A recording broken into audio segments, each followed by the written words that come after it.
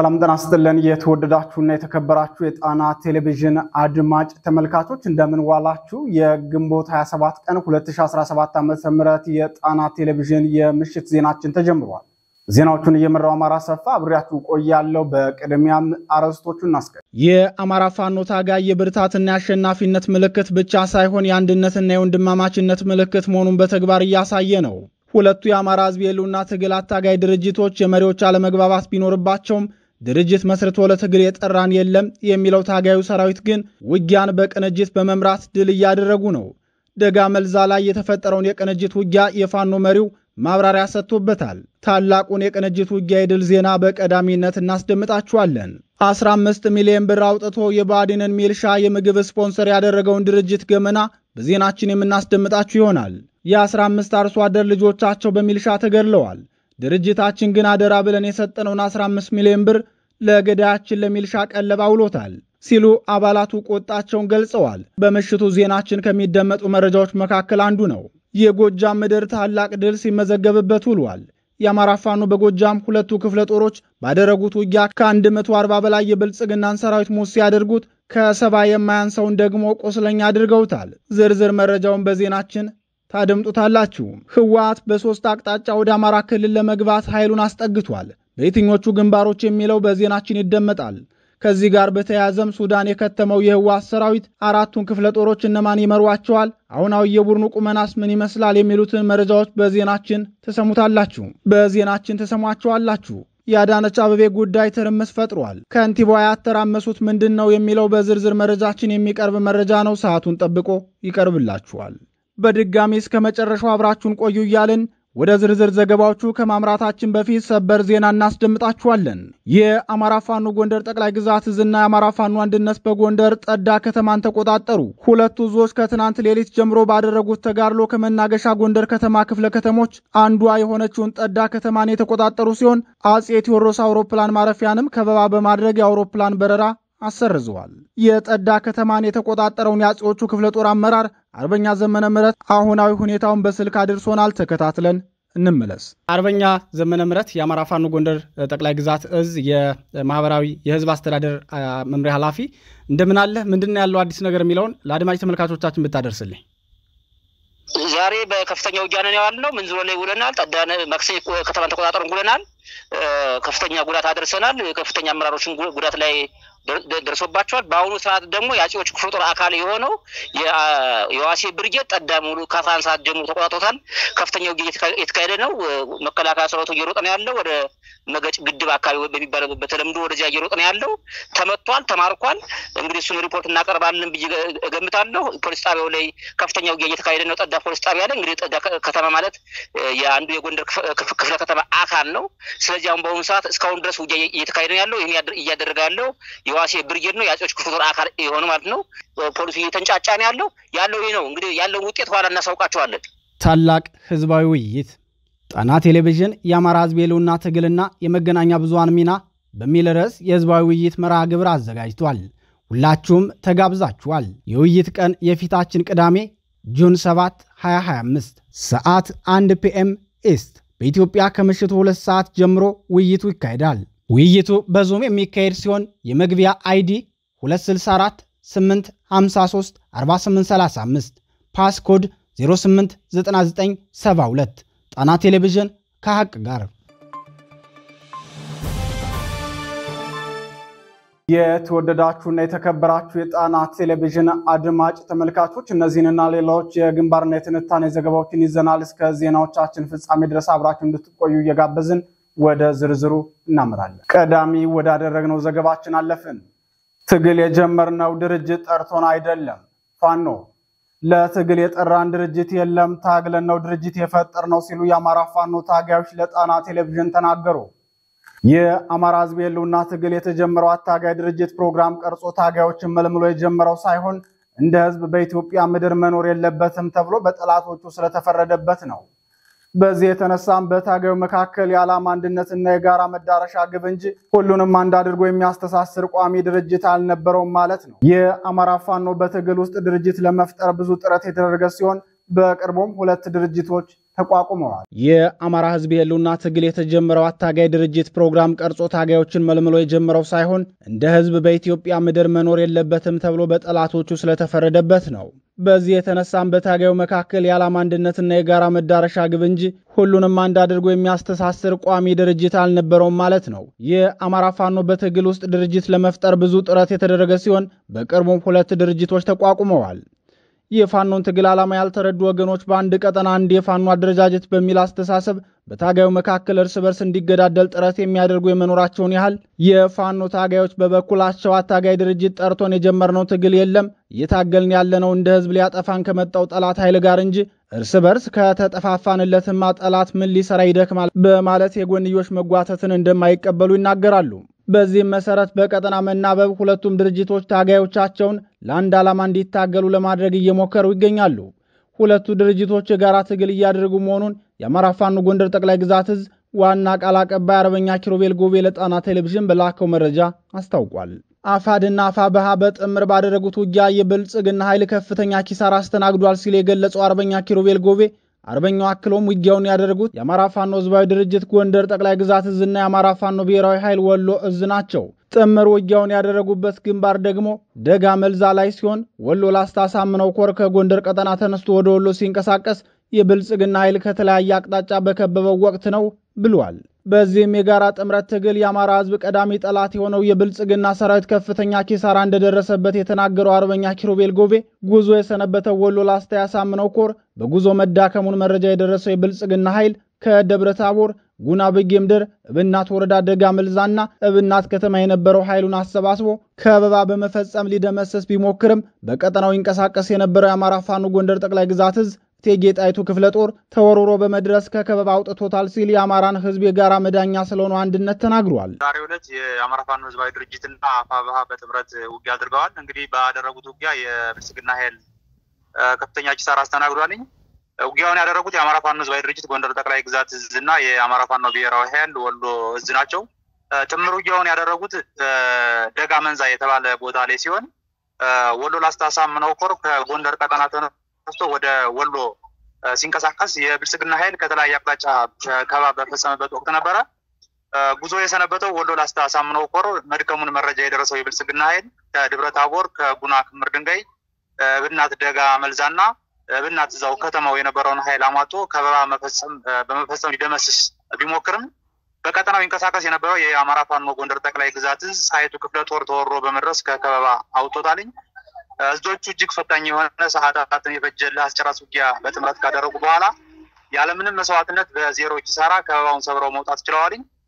ከበባውን በጋራ ሰብረው እንዲወጡ ለማድረግ የአፋድ ከፍተኛ አመራር አርበኛ መልካሙ ጣሴና የወሎ ላስታ ሳምነው ኮር አዛዥ አርበኛ ፍቅሩ ኮማንዶ ፍቅሩ ማለት ነው ያደረጉት የስልክ ልውውጥ ጥሩ አስተዋጽኦ አበርክቷል። በመሃል ያለውን አለመተማመን ለማለዘብ ሁለቱ በስልክ ተነጋግረው ነው ወንድም ፋኖች ከከበባ እንዲወጡ ዋጋ የተከፈለው። የጣይቱ ክፍለ ጦር ለአስጨራሽ ውጊያ አድርጎ እንግዶቹን ካሳለፈ በኋላ እንደገና ከበባ ውስጥ ገብቶ ድጋሚ ከፍተኛ ውጊያ አድርጎ ከበባውን ፈጥሮ ሰብሮ በድጋሚ መውጣት ችሏል። በተመሳሳይ መልኩ ከሁለት ቀን በፊትም ከቋራ ተነስቶ ወደ መሃል ሀገር ይጓዝ የነበረውን የአፋብሃ ኃይል ጣቁሳ ደልጊ ድኩላ አርባ አካባቢ የጠላት ኃይል መንገድ ዘግቶበት ነበርና ይሄንም ሁኔታ የበጌምድር ክፍለ ጦር አሳልፎ መሸኘቱ ይታወቃል። ትናንትም የተደረገው ተመሳሳይ ድርጊት ነው። የብልጽግና ሰራዊት የነበረው መረጃ አፋድና አፋብሃ የማይግባቡ ከመሆናቸውም በላይ እርስ በርስ ከተገናኙ ሊጠፋፉ ይችላሉ የሚል እንደነበር የተናገረው አርበኛ ኪሩቤል ነገር ግን እጅግ ፈታኝ የነበረውንና ሰዓታትን የፈጀውን ለአስጨራሽ ውጊያ በጥምረት ካደረጉ በኋላ ያለምንም መስዋዕትነት በዜሮ ኪሳራ ከበባውን ሰብረው መውጣታቸውን አስታውቋል። ድሉን አስመልክቶ አርበኛ ኪሩቤል ለጣና ቴሌቪዥን በሰጠው ተጨማሪ ማብራሪያ ደግሞ ከጋራ ተጋድሎና ከታላቁ ድል በኋላ አስተያየታቸውን ለጣና ቴሌቪዥን የሰጡ የሁለቱም ድርጅቶች ታጋዮች በበኩላቸው እኛን ወደ ትግል እንድንመጣ ጥሪ ያቀረበልን ድርጅት የለም።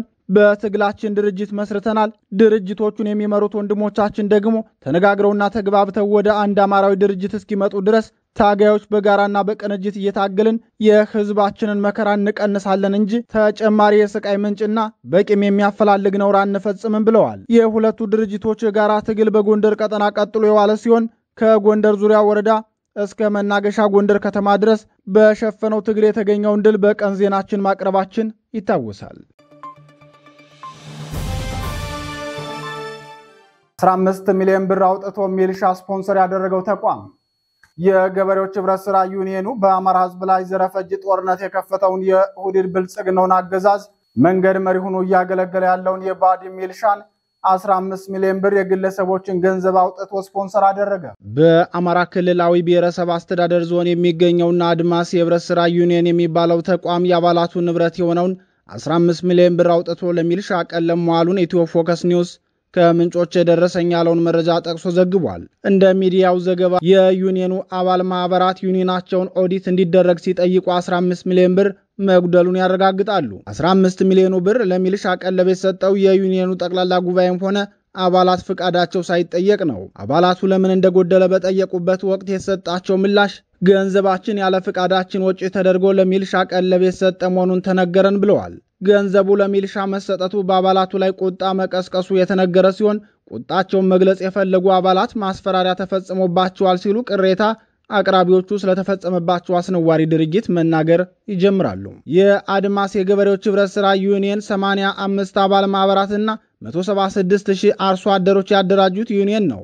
የብልጽግናው አገዛዝ ጦር አዝምቶ አርሶ አደሩን እየገደለ መሆኑ እየታወቀ የዩኒየኑ መሪዎች ግን ከገዢው ፓርቲ ሹመኞች ጋር በመነጋገር የህዝብ ጠላት የሆነውን ሰራዊት በራሳችን ገንዘብ እንዲቀለብ በማድረግ አስገድደውናል በማለት ቅሬታ አቅራቢዎቹ ተናግረዋል። ለጣና ቴሌቪዥን አስተያየታቸውን የሰጡ አንድ የዩኒየኑ አባል በበኩላቸው ከአባላት መካከል 10 አርሶ አደሮች በመከላከያ ተገድለዋል፣ የ15 አርሶ አደር ልጆች ደግሞ ፋኖ ናችሁ ተብለው ተረሽነዋል። በላባችን የመሰረትነው ዩኒየን የፈጸመው እንደዚህ አይነት አስነዋሪ ድርጊት ነው ሲሉ ተናግረዋል። ቅሬታ አቅራቢው አርሶ አደር አክለውን በደላችንን የበለጠ ያከፋብን ደግሞ በራሳችን ገንዘብ የተቀለበ ጠላት መልሶ ራሳችንን መግደሉ ነው ብለዋል። ሌላኛው አስተያየት ሰጪ አርሶ አደር በበኩላቸው 15 ሚሊዮን ብር ማለት 2000 ኩንታል ማዳበሪያ ወይም የመላውን የዩኒየኑን አባላት ማሳ የሚያዳርስ የጸረ አረም መድኃኒት መግዣ ነው ሲሉ የተፈጸመውን የንብረት ዝርፊያ ዋጋውን አቅርበዋል። ክቡራትና ክቡራን መረጃዎቻችን እንደቀጠሉ ናቸው። አሁንም ቆይታችሁ ከኛ ጋር ይሁን። ከ100 በላይ በጠላት ኃይል ላይ እርምጃ ወስደናል። ፋኖ የአማራ ፋኖ በጎጃም ቀኝጌታ የወፍታዊ ንጉስ የክፍለ ጦር ከፍተኛ ድል የተቀዳጀበትን ውጊያ ማድረጉን ገለጸ። የቀኝጌታ የወፍታዊ ንጉስ የ6ኛ ክፍለ ጦር ስናን አባጅሜና ንጉስ ተክለ ሃይማኖት ብርጌድ የብልጽግናውን አገዛዝ ሰራዊት ከፍተኛ ሰዋዊና ቁሳዊ ኪሳራ እንዳደረሰበት የክፍለ ጦሩ ቃል አቀባይ ክፍል አስታውቋል። የክፍለ ጦሩ ቃል አቀባይ ክፍል አክሎም ለአንድ ወር ከ2 ሳምንት ያለ ሬሽን ለማምጣት ሲቸጋገር የቆየውና ሮቡ ገበያ ከተማ የመሸገው የብልጽግናው ሰራዊት በትናንትናው ዕለት ከደብረ ማርቆስ ወደ ረቡ ገበያ ሬሽን ለመቀበል ሲመጣ የጠድና የደማን ላይ በተደረገላ አስጨራሽ ውጊያ ከፍተኛ ድል ያጎናጸፈንን ውጊያ አድርገናል ብለዋል። የክፍለ ጦሩ ቃል አቀባይ ክፍል ለጣና ቴሌቪዥን በላከው መረጃ እንዳስታወቀው የፋኖ ምት የበረታበት የብልጽግናው ሰራዊት ወደ ውጊያ ይዞት የገባውን እጅግ ዘመናዊና ከባድ መሳሪያ ቢጠቀምም ሊሳካለት አልቻለም። የብልጽግናው ሰራዊት ወደ ውጊያ ሲገባ 2 መድፍን ጨምሮ ሞርተር፣ ፔፒና ዲሽቃ በውጊያው ተጠቅሞ ነበር። ለ9 ሰዓታት በፈጀው ውጊያ ከ100 በላይ የብልጽግና ሰራዊት እርምጃ ሲወሰድበት 41 ደግሞ ቁስለኛ ሆነዋል። በዚህ የተነሳም የደብረ ማርቆስ ሆስፒታል በብልጽግና ሰራዊት መሞላቱን የሆስፒታሉ ምንጮቻችን አስታውቀዋል። በውጊያው ከ10 የማያንስ ጥቁር ክላሽንኮቭ፣ በርካታ የወገብ ትጥቅና እጅግ ከፍተኛ መጠን ያለው የቡድንና የነፍስ ወከፍ ተተኳሽ በምርኮ መገኘቱ ታውቋል። ይህ በእንዲህ እንዳለ በዚሁ የጎጃም ቀጠና ወደ ውጊያ የአማራ ፋኖ በጎጃም 2ኛ ክፍለ ጦር በተመሳሳይ ታላቅ ድል መጎናጸፉን አስታውቋል። በቅርቡ በጀግንነት መሪው የተሰዋበት የመብረቁ ተፈራ ብርጌድ ለ5ኛ ቀን ያለማቋረጥ ከባድ ውጊያ በማድረግ ላይ ይገኛል። በዚህ ተከታታይና ያልተቋረጠ ውጊያም 37 የብልጽግና ሰራዊት እርምጃ ሲወሰድበት 25 ደግሞ ቁስለኛ መሆኑን የመብረቁ ተፈራ ብርጌድ ቃል አቀባይ አስታውቋል። 5 የብልጽግና ሰራዊት እጁን ለፋኖ መስጠቱን ቃል አቀባይ ክፍሉ ገልጾ 14 ጥቁር ክላሽንኮቭና በርካታ የክላሽንኮቭና የብሬን ተተኳሽ በምርኮ መገኘቱን ተናግሯል። ከዚህ በተጨማሪም የመብረቁ ተፈራ ብርጌድ ሞጣ ከተማ በመግባት በአዲስ አበባ መውጫ ቻይና ካምፕ በኩል ያለውን የብልጽግና ሰራዊት ከፍተኛ ኪሳራ አድርሰውበታል። ክቡራትና ክቡራን የጣና ቴሌቪዥን አድማጭ ተመልካቾቻችን የግንቦት 27 ቀን የምሽት ዜናችን እንደቀጠለ ነው። አሁንም ቆይታችሁ ከኛ ጋር ይሁን። የአርሚ 70 ሰራዊትና ሆናዊ ቁመናው የአማራን ህዝብ ከ4 ዓመት በፊት ማይካድራ ላይ ጨፍጭፎ ወደ ሱዳን የተሰደደውና ለ2 ዓመት የአብዱል ፈታህ አልቡራን ቅጥረኛ ሆኖ ሲዋጋ የኖረው አርሚ 7 ራሱን አደራጅቶ ወልቃይትን ወራለው እያለ መሆኑን መዘገባችን ይታወሳል። ይህን ጦር በሎጂስቲክስ ኃላፊነት የሚመሩት ኮሎኔል ተወልደና ኮሎኔል ወዲ ዘራአብ የሚባሉ ነባር ታጋዮች ሲሆኑ ኮሎኔል ይርጋ ደግሞ የቡድኑ ፐርሶኔል ኃላፊ ናቸው። ኮሎኔል ምሩጽ መረጃና ደህንነት ኃላፊ ናቸው። የሱዳን ጦርነት በተጀመረበት ወቅት ለአልቡራን መንግስት በቅጥረኛ ወታደርነት ተሰልፈው የተዋጉ 3 ክፍለ ጦሮች ብቻ ነበሩ። በቅርቡ ኮሎኔል ወዲ ሰባ የሚባሉ አዛዥ የሚመሩት 4ኛ ክፍለ ጦር ተጨምሯል። ይህ ክፍለ ጦር ከትግራይ ክልል ተጓጉዞ ሱዳን የገባ መሆኑን በቅርቡ ባስተላለፍናቸው ዘገባችን ማቅረባችን ይታወሳል። በተለምዶ ሳምሪ ቡድን እየተባለ የሚጠራው ይህ ቡድን ሸረሪና ወይም ሐሸባ በሚባል የሲቪል ስደተኞች ካምፕ ውስጥ በሲቪል ስም ተመዝግቦ እንዲሰባሰብ ያደረጉት ቀደም ሲል በርካታ የአማራ ተወላጆችን ከመሬታቸው አፈናቅለው ከፍተኛ ሀብት ያካበቱት አቶ ጸጋይ የተባሉ ባለሀብት ናቸው። ባለሀብቱ ያሰባሰቡት ይህ ኃይል አሜሪካ ከሚገኙት ከነስዬ አብርሃና ከሌሎች የህወሓት ታጋዮች ጋር ግንኙነት በመፍጠር ራሱን እንዲያደራጅ አድርገውታል። በተለይም በቅርቡ ቦሌ ዓለም አቀፍ አውሮፕላን ማረፊያ ላይ የታሰሩት የወይዘሮ ፈትለወርቅ ገብረ እግዚአብሔር የፍቅር ጓደኛ ጄኔራል ኃይሉ ዋናውን ሚና ይወስዳሉ። ይህ ኃይል ከቅርብ ጊዜ ወዲህ ራሱን በትጥቅም በስንቅም በሚገባ ካደራጀ በኋላ ወደ አማራ ክልል ለመግባት ዝግጁ መሆኑን አስታውቋል። ወዲህ ደግሞ በሽሬ በኩል ህወሓት ከፍተኛ ኃይሉን ወደ አማራ ክልል ለማስገባት እያኮበኮበ ነው። በዚህ ጉዳይ አስተያየታቸውን ያጋሩት አንድ ወታደራዊ ተንታኝ ሱዳን የሰፈረው የህወሓት ሰራዊት 4 ክፍለ ጦር ነው ተብሎ ይወራ እንጂ ከፍተኛ ኃይሉ በሱዳን ጦርነት አልቋል። ወደ 3ኛ ሀገር የኮበለለም ብዙ ነው። ስለዚህ የሱዳኑ ኃይል ከቁጥር አንጻር እዚህ ግባ የሚባል አይደለም ብለዋል። ሌላኛው አስተያየት ሰጪ በበኩላቸው የሱዳን የግብፅና የሳውዲ አረቢያ መንግስታት ከፍተኛ ወታደራዊ ድጋፍ አድርገውለታል። ይህ ኃይል ድሮንም ጭምር ሳይታጠቅ አይቀርም ሲሉ አማራን ለመውረር ለተዘጋጀው የህወሓት ሰራዊት የተደረገለትን መጠነ ሰፊ ድጋፍ ይናገራሉ። ይህ በእንዲህ እንዳለ በጄኔራል ምግበይ ኃይለ የሚመራው የህወሓት ሰራዊት በ3 አቅጣጫ ወደ አማራ ክልል ኃይሉን ማስጠጋቱ ታውቋል። ህወሓት የአማራን ህዝብ ለመውጋትና የአማራን ርስት ለመውረር በ3 አቅጣጫ ኃይሉን ያስጠጋባቸው ግንባሮች በሽራሮ በደደቢትና አዲ ገብሩ ዛና በኩል የሚገኙ ናቸው። ከዚህ በተጨማሪም አርማደጋና ደልዳማ በተባሉ አካባቢዎች የህወሓት ኃይል ወደ አማራ ክልል ጠለምት አውራጃ ሰርጎ በመግባት በአካባቢው ህዝብ ላይ እገታ፣ አፈናና ስወራ እየፈጸሙ ይገኛሉ። የተጠቀሱት አካባቢዎች የወርቅ ማዕድናት የሚገኝባቸው በመሆኑ የህወሓት ታጣቂዎች በጄኔራሎቹ መመሪያ መሰረት ወደዚህ ቀጠናዎች ወረራ እንዲፈጽሙ መመሪያ ተሰጥቷቸዋል።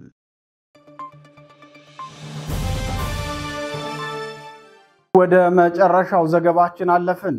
የከንቲባ አዳነች አቤቤ ሽልማት ትርምስ ፈጠረ።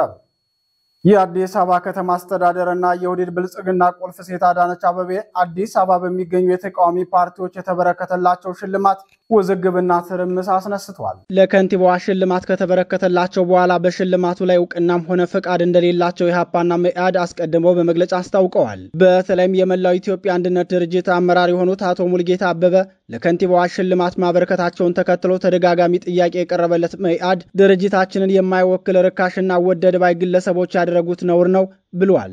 ኢህአፓም እንደዚህ አይነት የህዝብን ጥያቄና ጩኸት ክዶ የምትሰሩትን ግፍ ቀጥሉበት ማለት ነው በማለት የከንቲባዋን ሽልማት እውቅና ነስቶታል። የአዲስ አበባ ከተማ የፖለቲካ ፓርቲዎች የጋራ ምክር ቤት ትናንት ለከንቲባ አዳነች አቤቤ ሽልማት ከመስጠት በተጨማሪ የምትሰሩት ሰው ተኮር የልማት ስራ ለከተማችን ውበት የሰጠ ነው፣ እርስዎና ካቢኔዎት ያላችሁ ጽናት ለሌሎቻችን ትምህርት የሚሆን ነው እና የመሳሰሉት ውዳሴዎች ለብልጽግናዋ ከንቲባ ጎርፎላቸዋል። እናንተ እንደምትሉት የሰው ተኮር ፕሮጀክት ላይ በማዋል ሴት ጀግና በመሆኑት በሴት ጀግና ደግሞ ቆም ብዬ አመሰግናችኋለሁ ማለት እንዴት ልንወዳደር ነው? እንደዚህ አይነት የህዝብን ብሶት መቀለጃ ያደረጉ የግለሰቦች ስብስብ በፖለቲካ ፓርቲነት ሊጠሩ አይገባቸውም የሚሉት አንድ የፖለቲካ ተንታኝ የኢትዮጵያ ህዝብ የፖለቲካ አማራጭ እንዳይኖረውና ተስፋ ቢስም እንዲሆን እንደዚህ አይነት ሰዎች የሚጫወቱት ሚና ከፍተኛ ነው ብለዋል።